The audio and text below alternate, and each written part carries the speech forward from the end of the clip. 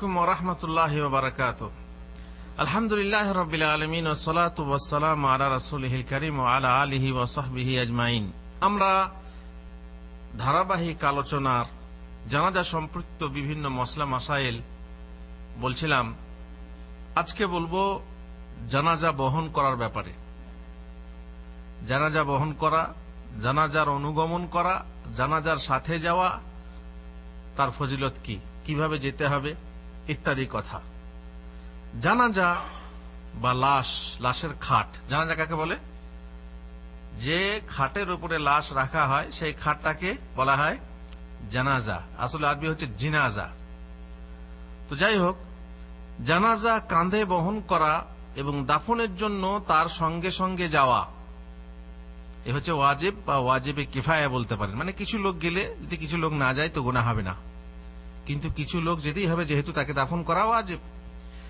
মুসলমানের একটি হক এবং অধিকারও, যে হক আদায় করা জরুরি। মানে মুসলমান মারা গেলে তার সঙ্গে আপনি যাবেন, তার দাফন কাফন ইত্যাদি এক অপরের সহযোগিতা করবেন, এটা হচ্ছে মানবিকতা তো বটেই।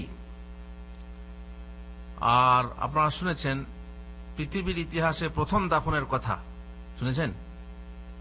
পৃথিবীর ইতিহাসে প্রথম দাফন কে শিখিয়েছিল? কাকে শিখিয়েছিল? আল্লাহ তাআলা দুটো কাক ফাআসাল্লাহু গুরাবান ইয়াবহাসু ফিল আরদ, কাকে এসে মানে লিয়ারিয়াহু কাইফা ইওয়ারি সাওয়াতা আখি, কিভাবে লাশটাকে দাফন করবে তা দেখাবার জন্য কাক। তো সেই কাকের মাধ্যমে আমাদেরকে শেখানো হয়েছিল, যেমন চাষ শেখানো হয়েছিল, যেমন নামাজ শেখানো, এক একটা শিক্ষা দেওয়া হয়েছিল। তো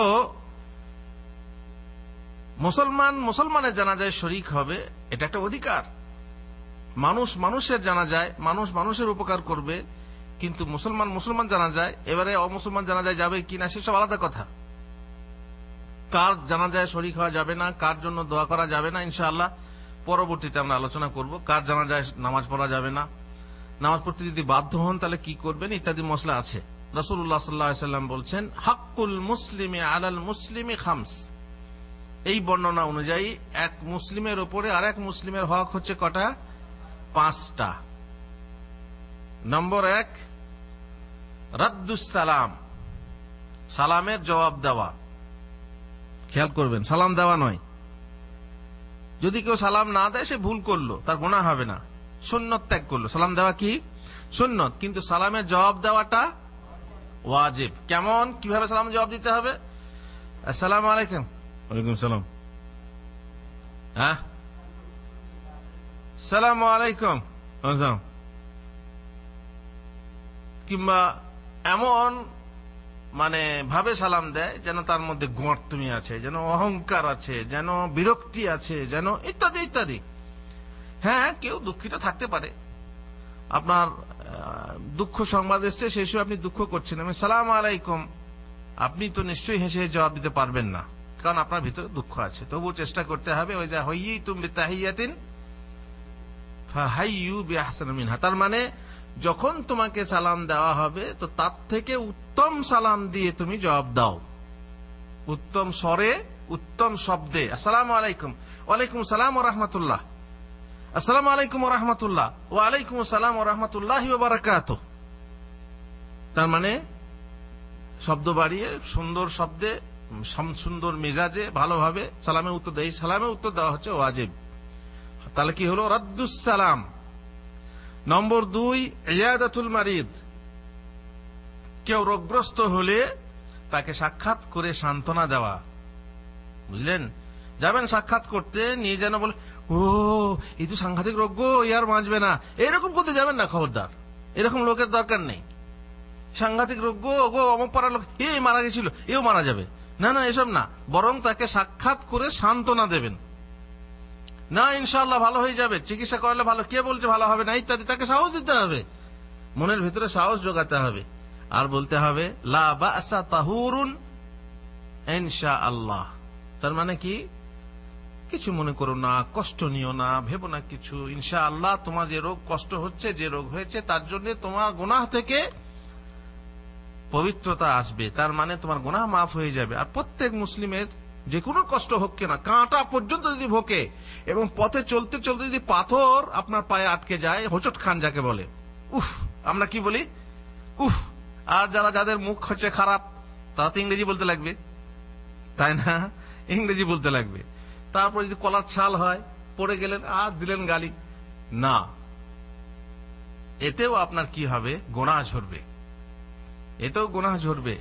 সুতরাং রোগীর কাছে গেলে রোগীকে সান্ত্বনা দেবেন, রোগীর কাছে দোয়া চাইবেন, রোগীর জন্য দোয়া করবেন।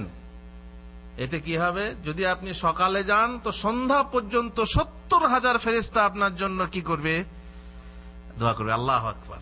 আর যদি সন্ধ্যায় যান তো সকাল পর্যন্ত আপনার জন্য 70,000 ফেরেশতা দোয়া করবেন। তো এগুলো সেই সব মানুষের মানে কাজ যারা চায় সবসময় আল্লাহর ইবাদতে থাকবো, সেই পরিবেশে থাকবো, এবং মুসলিম ভাইয়ের সহযোগিতা, সে কেমন আছে ইত্যাদি দেখাচ্ছে। ইয়াদাতুল মারিদ হচ্ছে কি একটা হক, এই হক আদায় করতে হবে।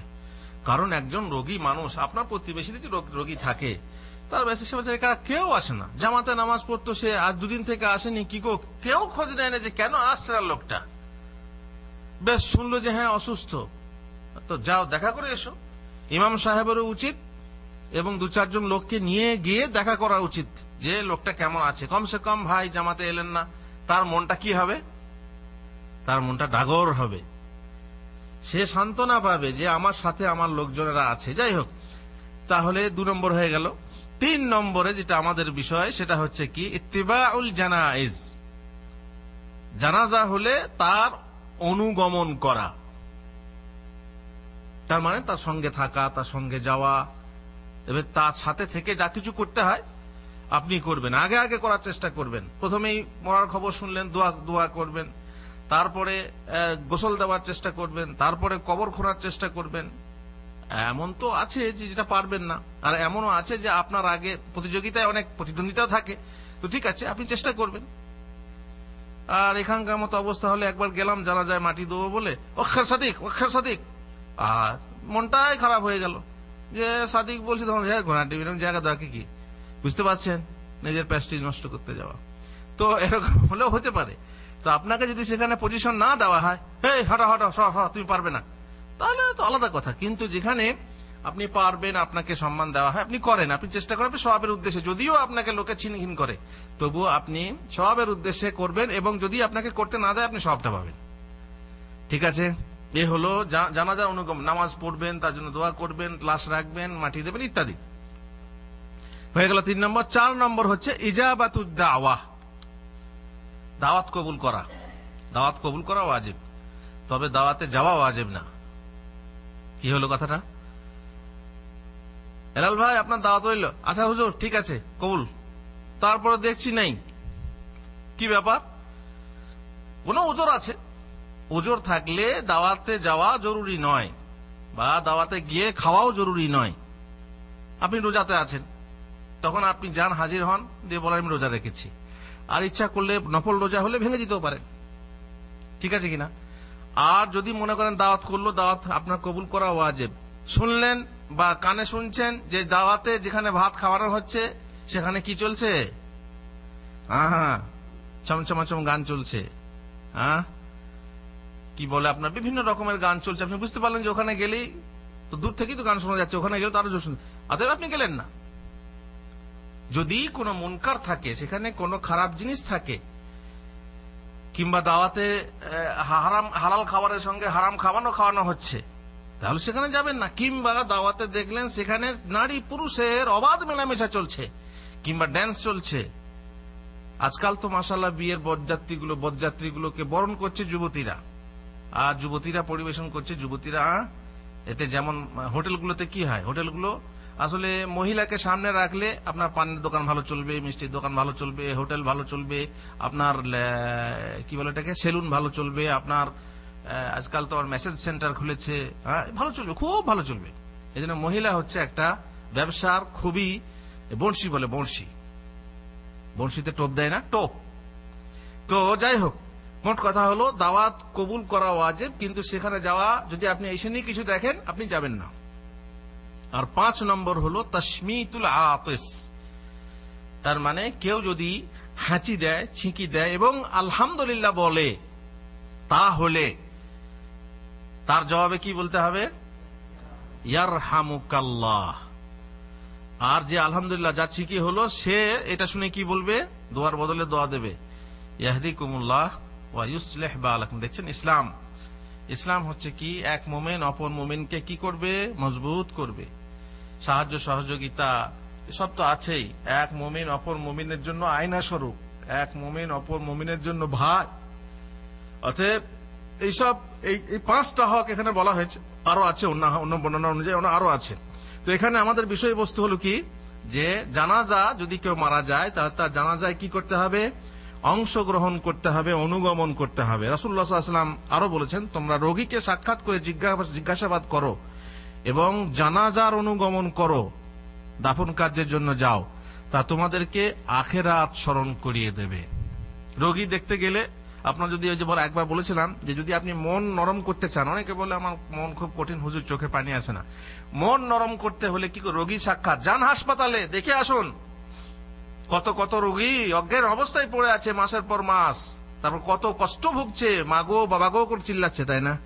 আর সেই সঙ্গে যদি আপনি জানাজায় অংশগ্রহণ করেন, তাতেও আপনার চোখে পানি আসার কথা, কারণ সেই মরণ পথের পথিকের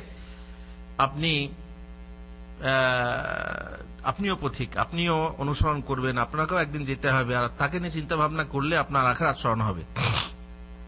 জানাজার সাথে যাওয়া বা তার অনুগমন করার 2টি পর্যায় আছে। প্রথমত, মরা বাড়ি থেকে জানাজার নামাজ পড়া পর্যন্ত। এখন জানাজার নামাজ যদি ময়দানে হয়, তো সেই পর্যন্ত নামাজ পড়লেন, তারপরে চলে এলেন, এই একটা পর্যায়। আর একটা পর্যায় হলো মরা বাড়ি থেকে একদম দাফন কাফন সব শেষ করা পর্যন্ত, তাদের সাথে ফিরে আসেন শেষ পর্যন্ত। এই দুটো উভয় প্রকার আমলই মহানবী সাল্লাল্লাহু আলাইহি ওয়াসাল্লাম কর্তৃক বর্ণিত আছে। আপনি করতে পারেন, যদি আপনার কাজ থাকে তো আপনি জানাজা পড়ে চলে আসুন, তাহলে আসতে পারেন, কিন্তু আপনার জন্য সওয়াব কম হবে। সওয়াব কি আছে? এতে কোনো সন্দেহ নেই যে মরা বাড়ি থেকে নিয়ে দাফন কাজ শেষ করা পর্যন্ত জানাজার অনুগমন করাটা কেবল জানাজা পড়ে ফিরে আসার চেয়ে বহুগুণে উত্তম। এটা বহুগুণ কি, কত গুণে উত্তম? হ্যাঁ, 1 কেরাত। কমসে কম যারা উহুদ পাহাড় দেখেছেন, উহুদ পাহাড় লম্বা কত জানেন? 7 কিলোমিটার। 7 কিলোমিটার উহুদ পাহাড়ের মাথা থেকে মাথা যেতে হলে 7 কিলোমিটার লম্বা, আর উঁচু তো আছেই। এত বড় পরিমাণের একটা সওয়াব থেকে আপনি বঞ্চিত হবেন, যেটাকে কেরাত বলা হয়েছে। কেরাতের বিভিন্ন মানে আছে, কেরাত বিভিন্ন জায়গায় বিভিন্ন রকম। যেমন এখানে বলা হয়, জানাজায় বলা হয়েছে যে ব্যক্তি জানাজার নামাজ পড়ে ফিরে আসবে সে 1 কেরাত পাবে, আর যে শেষ পর্যন্ত থাকবে সে 2 কেরাত পাবে। ঠিক আছে, এখানে কেরাত কি জিজ্ঞেস করা হলো, বললেন যে বড় বড় পাহাড়। আবার বলা অন্য বর্ণনায় আছে উহুদ পাহাড় সমান। আবার একটা হাদিসে আছে যে ব্যক্তি কুকুর পালবে তার আমলনামা থেকে প্রত্যেকদিন 1 কিরাত সওয়াব কম হবে। তাহলে আমলনামা থেকে যদি উহুদ পাহাড় সমান সওয়াব শেষ হয়, তাহলে কি আর থাকবে? তো এখানে বলা হয়েছে কিরাত একটা পরিমাপ, সেটা আল্লাহ জানেন কতটুকু, বুঝতে পারলেন? তারপরে মক্কায় কেরাত চালু ছিল। কেরাত হচ্ছে আপনার টাকা পয়সা, আমাদের যেমন নয়া পয়সা বলে। তারপরে এখানে কি বলে? হালাল বা হালালা, ঠিক কিনা? এক এক দেশে এক এক রকম। মক্কাতে কিরাত চালু ছিল, কিরাত যেমন দিরহাম দিনার, তেমনি কিরাত চালু ছিল। এটা হাদিসে আছে, রাসূলুল্লাহ সাল্লাল্লাহু আলাইহি ওয়াসাল্লাম বলছেন যে প্রত্যেক নবী ছাগল চড়িয়েছেন, আর আমিও কুরাইশের ছাগল চড়িয়েছি কিছু কিরাতের বিনিময়ে। আল্লাহু আকবার। নবীরা ছাগল চড়িয়েছেন কেন বলুন তো? এখান থেকেই চড়ানো মানে কন্ট্রোল করা শিক্ষা হয় প্রথম থেকে। যাই হোক, অন্য কথা চলে যাচ্ছি। কি হলো তাহলে? রাসূলুল্লাহ সাল্লাল্লাহু আলাইহি ওয়াসাল্লাম বলছেন, মান শাহিদাল জানাজাতা হাত্তা ইউসাল্লা আলাইহা ফালাহু কিরাত। যে ব্যক্তি জানাজায় শরীক হবে, জানাজার নামাজ পড়া পর্যন্ত অপেক্ষা করবে, তার জন্য রয়েছে 1 কিরাত সওয়াব। ওমান শাহিদাহা হাত্তা তুদফান ফালাহু কিরাতান। আর যে ব্যক্তি উপস্থিত হবে একদম দাফন কাজ শেষ করা পর্যন্ত, তার জন্য হবে 2 কিরাত সওয়াব। কিলা ওমাল কিরাতান। সাহাবারা জিজ্ঞেস করলেন, রাসূলুল্লাহ কিরাতান কি? বললেন, মিসলুল জাবালাইনিল আযীমাইন, বড় বড় 2 পাহাড়ের মতো। আর অন্য রেওয়ায়েতে আছে বললাম যে মিসলুল জাবাল উহুদ। যাই হোক, ইবনে উমর বলছেন, ইবনে উমর জানাজা নামাজ পড়া বলছেন, সুম্মা ইয়ানসারিফু ফালাম্মা বালাগাহু হাদিস আবি হুরায়রা ক্বালা লাকাদ যায়্যানা কারারিত কাসীরা। ইবনে উমর প্রথমত কোথা থেকে জানাজা পড়ে চলে আসতেন, ভাবতেন অনেক লোক তো যাচ্ছে, তারাই কাজ যে দরকার নেই। যখনই আবু হুরায়রা হাদিসটা বর্ণনা করলেন তখন উনি বলছেন লাকাদ যায়্যাতু কারারিত কাসীরা, হায় হায় হায়, তো অনেক কিরাত আমরা নষ্ট করে দিয়েছি, অনেক কিরাত নষ্ট করে দিয়েছে। অনেক কিরাত যারা জানাজা নামাজ পর্যন্ত আসে না। আমরা দেখেছেন জানাজা, আমরা জামে মসজিদের আশেপাশে থাকি, যারা পায়ে হেঁটে যে আসতে পারবে এবং এসে জানাজায় অংশগ্রহণ করতে পারবে, অন্য মসজিদে নামাজ পড়ছে ওইটুকু গিয়ে জানাজার নামাজটা পড়ে না, এরা কত নষ্ট করছে, কত কেরাত, কত উহুদ পাহাড় সমান সওয়াব নষ্ট করছে। তার কারণ একজনকে বললাম, তো সে বলছে হুজুর এত নেকি আর কি হবে, এত নেকির দরকার নেই, এত নেকি। অনেকে ঠাট্টা করে বলে নেকি আমাদের দেশের এই যে উকুন আছে না, উকুনের বাচ্চাগুলোকে নেকি বলে। কখনো নেকি হয় আবার কখনো ডেঙ্গুর হয়। যখন চলে ফিরে বেড়ায় বড় মোটা মোটা হয় তখন বলে ডেঙ্গু, তার ছোট ছোট যখন হয় ডিম আকারে থাকে তখন বলে নেকি। বলছে হুজুর অত নেকিতে মাথা চুলকাবে, এগুলো হচ্ছে ঠাট্টা ব্যঙ্গ। নেকির দরকার নেই, কাল কিয়ামতের দিনে নেকির দরকার আছে। আল্লাহু আকবার। নেকি দরকার না থাকলে মা তার ছেলেকে দেখে পালাবে কেন, ছেলে তার মাকে দেখে পালাবে কেন, বাপ তার ছেলেকে, ছেলে তার বাপকে, ভাই ভাইকে দেখে পালাবে কেন? তোমার নেকি দরকার আছে বলে যদি নেকি চেয়ে বসে। সুতরাং নেকির দরকার আছে। সেদিনে কি হবে? মিজান আছে, যে সেদিনে দাঁড়িপাল্লা আছে। ফামান সাকুলাত মাওয়াজিনুহু, যার ওজন ভারী হবে সে তো জান্নাত যাবে, আর যার ওজন হালকা হয়ে যাবে সেই কোথায় যাবে? নেকির দরকার নেই, সহজ ভাবছে মানুষ। যাই হোক, এইভাবে নেকি দেখেন, এই সামান্য জানাজা এক জায়গাতে আসে আর পাশে সহজ এসে জানাজায় অংশগ্রহণ করে না। অথচ আমাদের দেশে এমন লোক আছে, আমরা জানি যে শুনেছি অমুক জায়গায়, সেখানে বাস ভাড়া করে যায়, সাইকেল নিয়ে যায়, মোটর সাইকেল বা বাইক নিয়ে যায়, গিয়ে জানাজা পড়ে আসে। তবে কিছু লোক আছে যারা কারারিতের জন্য যায় না, তারা খারারিতের জন্য যায়। কি জন্য যায়? যে এক পাত গোশত ভাত পাওয়া যাবে, মাছ ভাত পাওয়া যাবে। আমাদের দেশে যেহেতু ভোজ হয়, বুঝতে পারছেন তো, যে যেমন তার তেমন, যার যেমন মন তেমনি কুটি, মনকে করা পরিপাটি, যেমন আপনার মন হবে সেরকম আপনি সওয়াব পাবেন।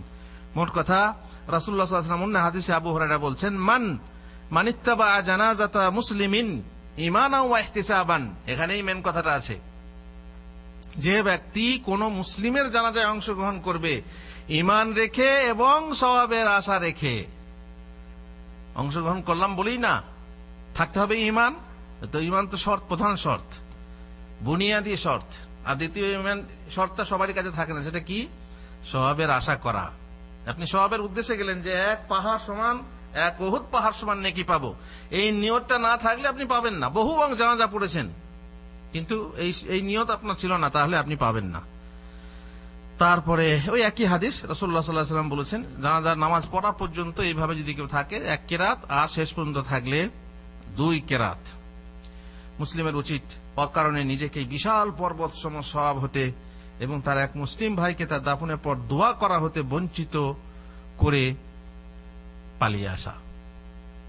কারণ দোয়া হয় কখন? আমাদের দেশে তো এই জন্যই বলে সবাই চলে যাবে তো জানাজা নামাজ পড়ি আবার দোয়া করে হাত তুলে, তাই না? এটা বিদআত। জানাজা নামাজটাই দোয়া, তারপরে আবার হাত তুলে দোয়া কেন? বলে ওখানে সবাই যেতে পারবে না। আর আসলে দোয়া কখন করতে হয়? দাফনের পর। দাফনের পর দোয়া করতে হয়, এবং সে পদ্ধতি ইনশাআল্লাহ বলবো তখন, যখন আমরা দাফনে যাব। এই সব কেবল পুরুষের জন্য, মহিলার জন্য নয়।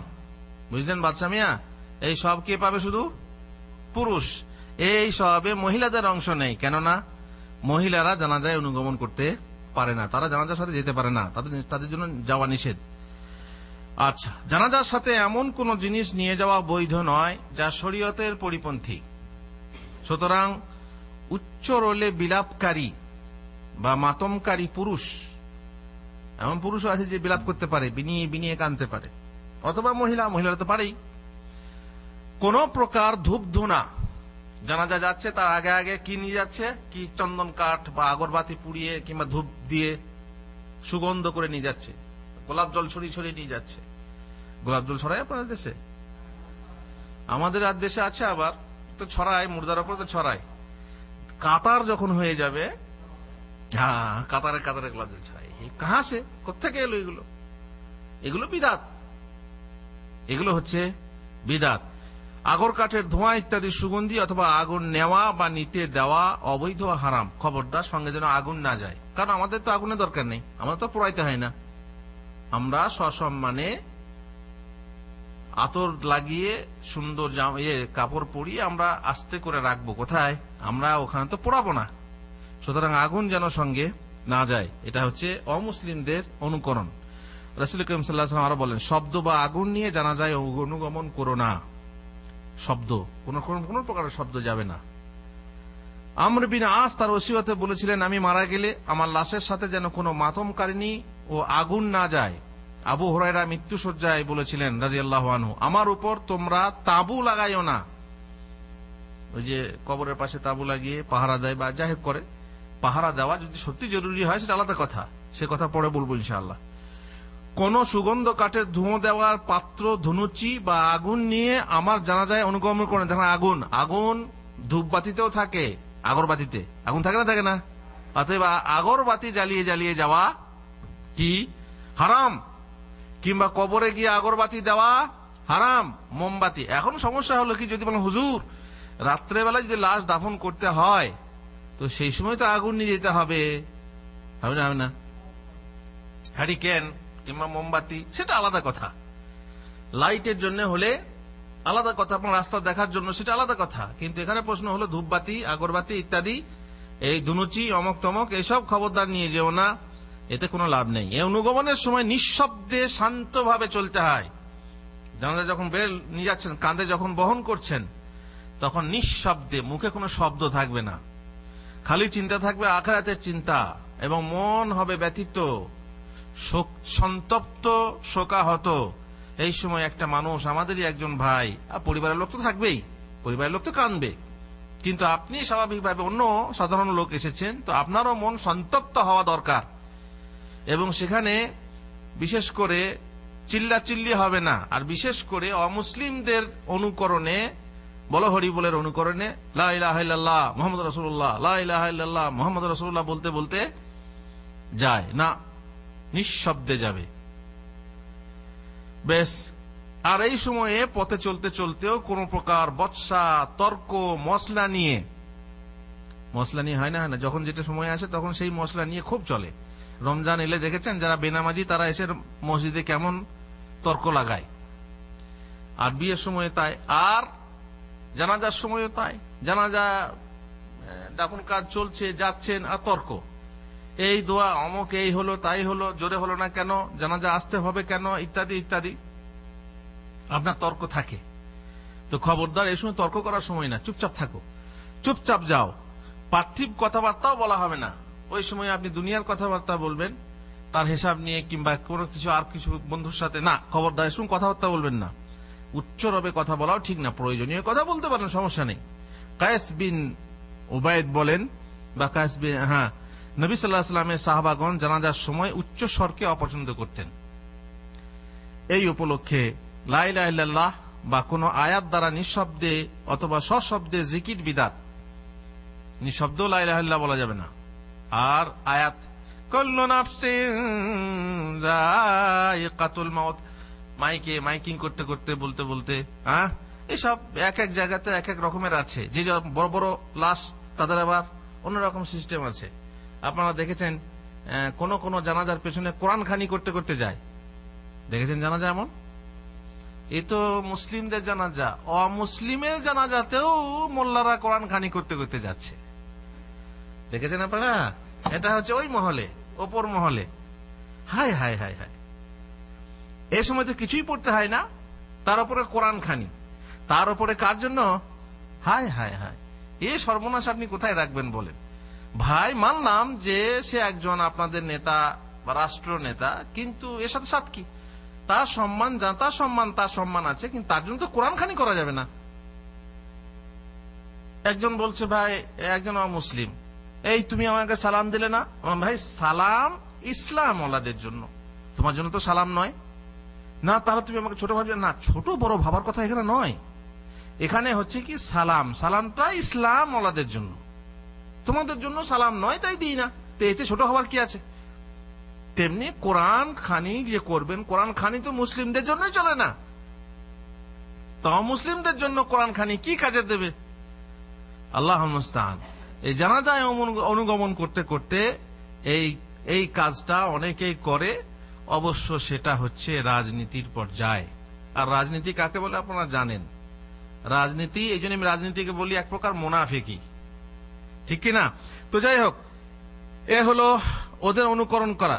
অনুরূপ জানাজার সাথে শোকের বাদ্যযন্ত্র নিয়ে যাওয়া বা বাজানো হারাম। কিন্তু বাদ্যযন্ত্র সব জায়গায় হারাম, তো এখানে কেন হবে না? হ্যাঁ, শোকের অনেক সময় যে গিটার, শোকের একটা আছে, বাজনা আছে, মিউজিক আছে। যেমন প্রধানমন্ত্রী মারা গেছে, দেখবেন রেডিওতে শোকের কি বাঁশি বাজছে বা থাকে, এরকম 3 দিন শোক পালন হচ্ছে। এখানে আরবে হয়, আরবে কোন রাষ্ট্রে হয়, এখানে সৌদি আরবে না, কোন জায়গাতে এরকম বাজতেই থাকে, সেই শোকের করুণ মিউজিক বাজতে থাকে, মোটেই না। আর এই সময় চাল ডাল খই মুরগি মিঠাই পয়সা ইত্যাদি ছড়াতে থাকে, দেখেছেন? এগুলো অমুসলিমদের, কিন্তু কোন মুসলিম পরিবেশ ওদের দেখে দেখে আমার পয়সা আছে, খুচরো পয়সা নিয়ে এসে ছড়াচ্ছে, 1 টাকার নোট ছড়াচ্ছে, মানে সৎকার করছে আর কি। আর সে গরিব মানুষের ছেলেরা এসে মারামারি করছে, কোরাচ্ছে। এগুলো হচ্ছে কি বিদাত। সদকা করো, সমস্যা নেই, সদকা তুমি গোপনে করো কিংবা অন্য জায়গায় গিয়ে অন্য সময় করো, কিন্তু এই সময়ে জানাজা নিজেতে করবে না। আর অনেকে ফুল ছড়ায়, লাশের উপরে ফুল ছড়াচ্ছে, লাশ নিয়ে যাচ্ছে, লাশের উপরে ফুল ছড়াচ্ছে, এটাও বিদাত। সুতরাং সাবধান হওয়া দরকার। জানাজা বহন করার কোন নির্দিষ্ট পদ্ধতি নেই, যেমন পাল্টে পাল্টে কান পাল্টে 40 কদম চলে কান পাল্টানো, এইসবগুলো নেই। সহিহ হাদিসে এসব পদ্ধতি বর্ণনা আসেনি। সুতরাং এ হচ্ছে বিদাত, কান পাল্টানো বা 40 কদম গিয়ে পাল্টানো, এসব বিদাত। মাইয়ের যদি ভালো লোক হয় তবে তাকে ভালো প্রতিদানের দিকে আগিয়ে দিতে, এবং যদি মন্দ লোক হয় তবে নিজেদের দায় খালাস করতে শীঘ্র করা ওয়াজিব। যাবেন মানে হুদু, যাকে বলে হুদু মানে শান্ত শিষ্ট ভাবে যাবেন, কিন্তু তাড়াতাড়ি, আগে মারা গেলে, এই জন্য আগে বলেছিলাম যে গোসল দেওয়ার কাজ তাড়াতাড়ি করতে হবে, কাফন দেওয়ার কাজ তাড়াতাড়ি করতে হবে। কেন? রাসূলুল্লাহ সাল্লাল্লাহু আলাইহি ওয়াসাল্লাম বলেছেন, আসরিউ বিল জানাজা ফাইন তাকু সালিহাতান ফাখাইর তুকাদ্দিমুনাহা আলাইহি, তোমরা জানাজা নিয়ে যাওয়ার সময় তাড়াতাড়ি করো, কারণ সে যদি ভালো হয় তাহলে হয়তোবা সে তাকে ভালোর দিকে তারা আগে আগে আগে পাঠিয়ে দেবে। ওয়াইন তাকু গায়রা যালিক, আর যদি খারাপ হয়, তার মানে ভালোর উল্টা হয়, তাহলে ফাশাররুন তাদাউনাহু আন রিকাবিকুম, তাহলে তা হচ্ছে খারাপ। অতএব খারাপকে তোমাদের ঘাট থেকে নামিয়ে দেবে, দায় খালাস করে দাও। সুতরাং এই সময়ে একটু মানে দেরি না করাই উচিত। অন্য এক হাদিসে আছে, রাসূলুল্লাহ সাল্লাল্লাহু আলাইহি ওয়াসাল্লাম বলছেন, ইযা উদিআতিল জানাজাতু ওয়াহতামালাহার রিজালু আলা আনাকিহিম ফাইন কানাত সালিহাতান ক্বালাত কদ্দিমুনি, যখন জানাজা কাঁধে বহন করা হয় তখন সেই জানাজা যদি ভালো লোক হয় তো বলে, ওগো আমাকে তাড়াতাড়ি আমার ভালোর দিকে পৌঁছাও। ওয়াইন কানাত গায়রা সালিহাতিন ক্বালাত ইয়া ওয়াইলাহা আইনা তাযহাবুনা আও আইনা ইয়াযহাবুনা বিহা ইয়াসমাউ সাওতাহা কুল্লু শাইইন ইল্লাল ইনসান ওয়ালাউ সামিআহু সাইক। বলছেন যে যদি খারাপ হয় তো বলবে, ইয়া আল্লাহ কোথায় নিয়ে যাচ্ছে ওকে, আয় সর্বনাশ, কোথায় নিয়ে যাচ্ছে ওকে, তাই না? বলছে এই যে শব্দ, এই শব্দ সবাই শুনতে পায়, যেমন কবরের আযাব সবাই শুনতে পায়, খালি জিন আর ইনসান শুনতে পায় না। যদি কোনো মানুষ শুনতে পায় কোনোদিন, সঙ্গে সঙ্গে অজ্ঞান হয়ে যাবে, আর অজ্ঞান হয়ে যাওয়ার ভয়ে এই শব্দ আল্লাহ তাআলা মানুষকে শোনান না, সে জগতের এইসব শব্দ। তো যাই হোক, যেন লাশের উপর কোন প্রকার ঝাঁকুনি না আসে। তাড়াতাড়ি করবেন, তাড়াহুড়ো করতে গিয়ে এবারে না, তাড়াহুড়ো করা মানে ছুটা নয়, দৌড়া নয়, শেষ খেয়াল রাখতে হবে, লাশের সম্মানের প্রতি খেয়াল রাখতে হবে। মাইয়েত ভালো লোক হলে তার লাশের ওজন হালকা হবে এমন ধারণা করে অনেকে, মনে করে ভালো লোক হলে ওজনটা কি হবে, হালকা হবে, আর খারাপ হলে ওজনটা ভারী হয়ে যাবে। এমন বাজে কথা, এসব কথা ভিত্তিহীন এবং বিদাত। জানাজার সাথে চলার সময় তার আগে পিছিয়ে ডাইনে বামে চলা বৈধ, আগেও চলতে পারেন, পিছনেও চলতে পারেন, ডানেও চলতে পারেন, বামেও চলতে পারেন। তবে সব ক্ষেত্রে লাশের কাছাকাছি থেকে চলা উত্তম, কারণ হাদিসে আছে রাকিবু ইয়াসিরু খালফাল জানাজা, যে যদি কেউ সওয়ারি হয়ে যায়, মনে করুন সে হাঁটতে পারছে না, তাই গাড়িতে আসছে কিংবা সাইকেলে আসছে, তাহলে জানাজার পিছনে আসবে। ওয়াল মাশি ইয়ামশি খালফাহা ওয়া আমামাহা ওয়া ইয়ামিনিহা ওয়া ইয়াসারিহা কারিবাম মিনহা, আর যে পায়ে হেঁটে যাচ্ছে সে তার ডাইনে বামে সামনে পিছনে যাবে, তার কাছাকাছি, এই নয় যে দূরে ছড়িয়ে ছিটিয়ে যাচ্ছে, না, তার কাছাকাছি যাবে। বেশ, তাহলে এ হলো চলার জানাজার যাওয়ার সময়ে বিশেষ আদব। জানাজার আগে ও পিছিয়ে উভয় ধরনের চলাই নবী সাল্লাল্লাহু আলাইহি ওয়াসাল্লাম কর্তৃক প্রমাণিত।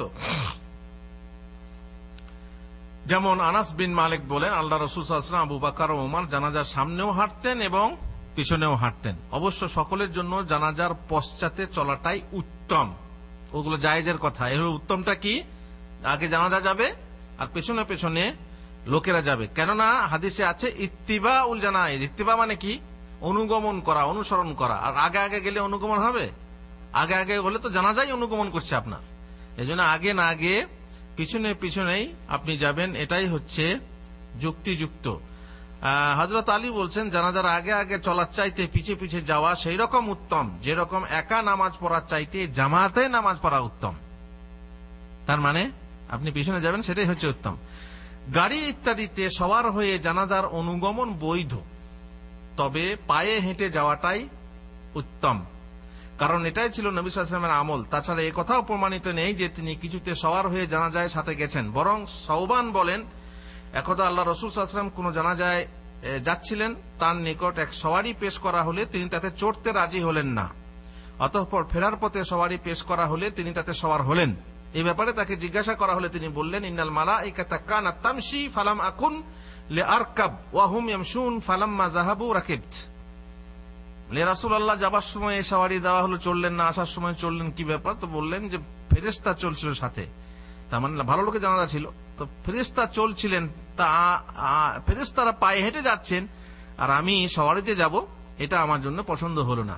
আর আসার পথে ফেরেশতা ছিলেন না, তাই আমি সওয়ার হলাম। তাহলে বোঝা গেল কি, সওয়ার না হওয়াই উত্তম। আমরা অবশ্য জানতে পারবো না যে ফেরেশতা যাচ্ছে না শয়তান যাচ্ছে সাথে, তাই না? অতএব আমাদের তো এরকম ব্যাপারই না। মোট কথা হলো, যদি প্রয়োজন পড়ে তাহলে আমরা সওয়ার হয়ে যেতে পারি। যেমন জানা যায় এখানকার দাফন গোরস্থান কত দূরে, সেখানে কি পায়ে হেঁটে যেতে যেতেই তো আপনার রফা দফা। তো এখানে অনেক দূরে, শহরের বাইরে অনেক দূরে, শহরগুলোতে এরকমই হয়। সেক্ষেত্রে আপনি গাড়িতে গেলেন, সমস্যা নেই। সকলের জন্য জানাজার পশ্চাতে চলাই সবচেয়ে ভালো, বলাই হলো পশ্চাতে চলাকে অনুগমন করা বলা হয়। জানাজার জন্য নির্দিষ্ট গাড়ি বা কোনো গাড়িতে লাশ বহন করা এবং গাড়িতেই সকলের অনুগমন করা বিধেয় নয়। এটা শরীয়তের খেলাফ, কারণ এই যুগ গাড়ির যুগ এবং লাশ ফাঁস সবই যেহেতু দূরে, এই জন্য আলাদা কথা। যেহেতু এরূপ অমুসলিমরা করে থাকে এবং তাদের অনুকরণ বৈধ নয়, যা বিদাত। এবার কাছে হওয়া সত্ত্বেও যদি গাড়িতে সবকিছুই করেন তাহলে এটা বিদাত। বরং মানুষেরা বা লোকেরা হাতে করে কাঁধে করে নিয়ে যাবে, এটাই হচ্ছে উত্তম।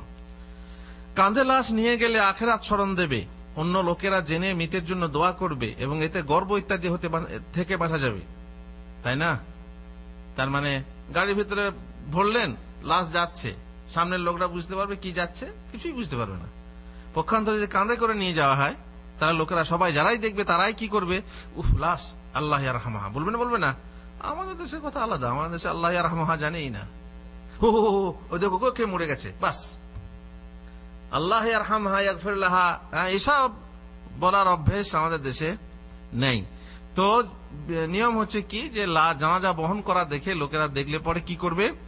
দোয়া করবে, আর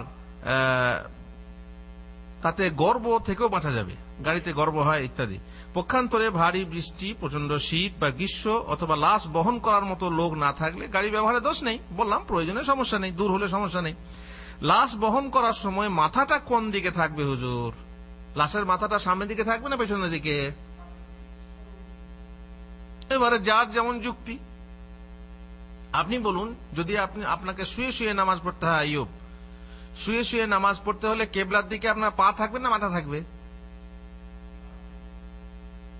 কেবলার দিকে লম্বা করে শোবেন, তাই না? পাটা কোন দিকে থাকবে? কেবলার দিকে থাকবে। এবারে যে যেমন যুক্তি দেয়, কিন্তু কারণ পরিষ্কার শরীয়তে কোনো নির্দেশ নেই যে আগে মাথাটা নিয়ে চলো, ঠিক আছে, তবে মাথাটা সামনের দিকে থাকাটাই হচ্ছে স্বাভাবিক ও উত্তম, কারণ মাথাটাই হচ্ছে আগে, অতএব মাথার দিকটা আগে নিয়ে যাওয়া, এতে কিন্তু কোনো ক্ষতিও হবে না আর কোনো লাভও হবে না, কোনো লাভ নেই, কোনো ক্ষতিও নেই। বেশ, জানাজা দেখে খাড়া হওয়া এবং লাশ মাটিতে না রাখা পর্যন্ত অনুগামীদের দাঁড়িয়ে থাকার নির্দেশ রহিত। আগে ছিল লাশ দেখে দাঁড়িয়ে যেতেন আল্লাহর নবী, ঘাবড়ে যেতেন। তা আপনি যদি ঘাবড়ে যান সেটা আলাদা কথা, কিন্তু দেখে দাঁড়াতে হবে সম্মানে, এবং যতক্ষণ না জানাজা নামানো হয়েছে ততক্ষণ আপনাকে দাঁড়িয়ে থাকতে হবে, এরকম নয়।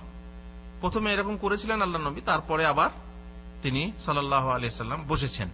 অতএব এই নির্দেশটা রহিত বা মানসুখ যাকে বলা হয়। যে ব্যক্তি জানাজা বহন করে তার জন্য উযু করা মুস্তাহাব, এই কথা আগেও বলেছি। আর যে গোসল দেয় তার জন্য গোসল করা মুস্তাহাব, ওয়াজিব না, ঠিক আছে। আপনি মুস্তাহাব যাকে বলে, তাহলে উযু থাকলেও আপনি আর একবার উযু করে নেন। জানাজা বহন করে নিয়ে এলেন উযু অবস্থায়, জানাজা বহন করার জন্য কি উযু লাগবে? না না না। জানাজা বহন করার জন্য কি পবিত্রতা লাগবে? না, ওসব কিছু না। কিন্তু যদি আপনি মনে করেন যে জানাজা নামাজ পড়তে হবে, তো উযুটা করে নি, বহন করলেন, তো তার জন্য জানাজা যেহেতু বহন করেছেন তার জন্য আর একবার উযু করে নেওয়া উত্তম, ভালো।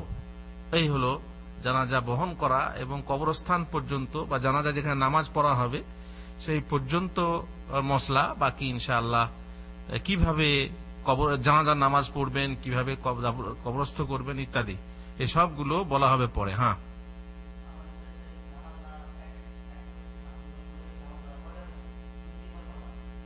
হ্যাঁ,